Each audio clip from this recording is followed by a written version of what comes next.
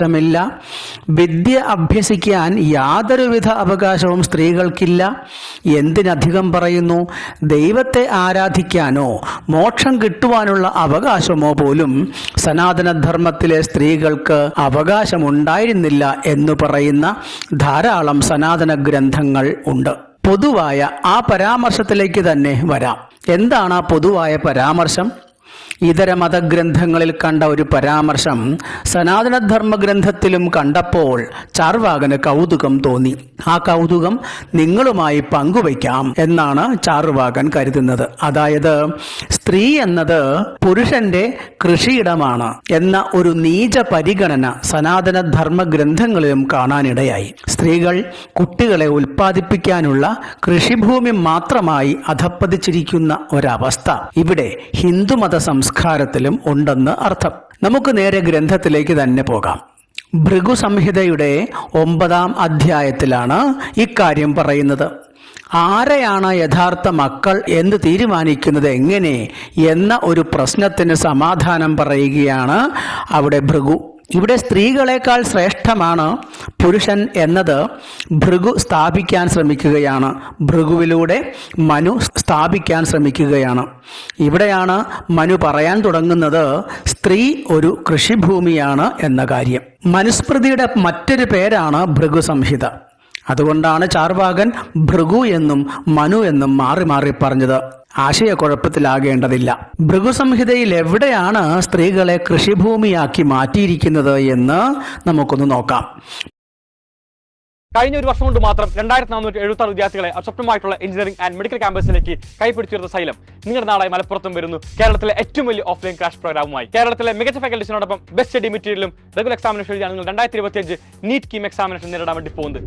മഞ്ചേരി, കൊണ്ടോട്ടി, കോട്ടക്കൽ, പെരിന്തൽമണ്ണ എന്നീ 4 സെന്ററുകളിലാണ് സൈലത്തിന്റെ offline crash programme നടക്കുക. ഇപ്പോൾ ജോയിൻ ചെയ്യുന്ന എല്ലാ വിദ്യാർത്ഥികൾക്കും സൈലത്തിന്റെ ഓൺലൈൻ ക്രാഷ് പ്രോഗ്രാം ആയിട്ടുള്ള XPL 100% ഫ്രീ ആയിരിക്കും. ഇനി ബോർഡ് വേണ്ടി കാത്തിക്കണ്ട, ഇപ്പോൾ തന്നെ നമുക്ക് പഠിച്ചു തുടങ്ങാം.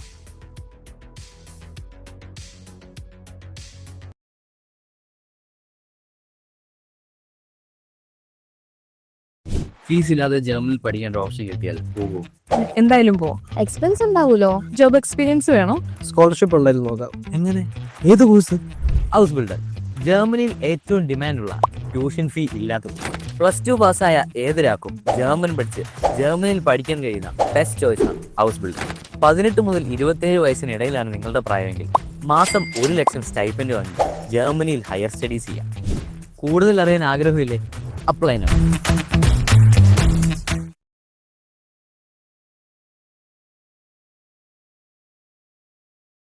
ഭൃഗുസംഹിതയുടെ 9-ാം അധ്യായത്തിന്റെ 33-ാമത്തെ ശ്ലോകമാണ് നമുക്ക് നോക്കേണ്ടത്. നോക്കുക. ക്ഷേത്രഭൂതാ സ്മൃതാ നാരീ ബീജഭൂതാ സ്മൃത പുമാൻ ക്ഷേത്രബീജ സമായോഗാത് സംഭവ സർവദേഹിനാം. അതിൻ്റെ അന്വയം ഇപ്രകാരമാണ്: നാരീ സ്ത്രീ എന്നത് ക്ഷേത്രഭൂതാ സ്മൃത കൃഷിയിടമാണെന്നത് നിയമമാണ്.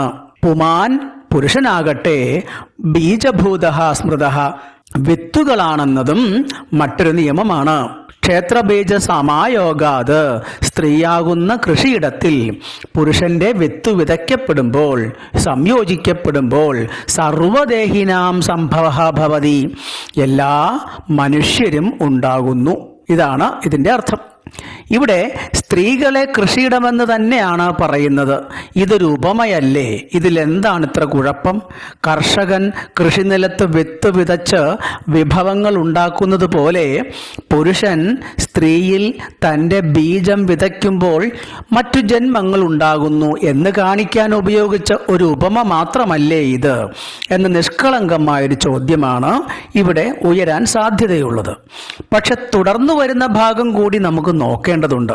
വളരെ നിഷ്കളങ്കമായ ഒരു ഉപമ മാത്രമാണോ ഈ കൃഷിഭൂമിയാണ് സ്ത്രീ അഥവാ സ്ത്രീ ഒരു കൃഷിയിടമാണ് പുരുഷൻ്റേത് എന്ന പരാമർശം കൊണ്ട് അർത്ഥമാക്കുന്നത്?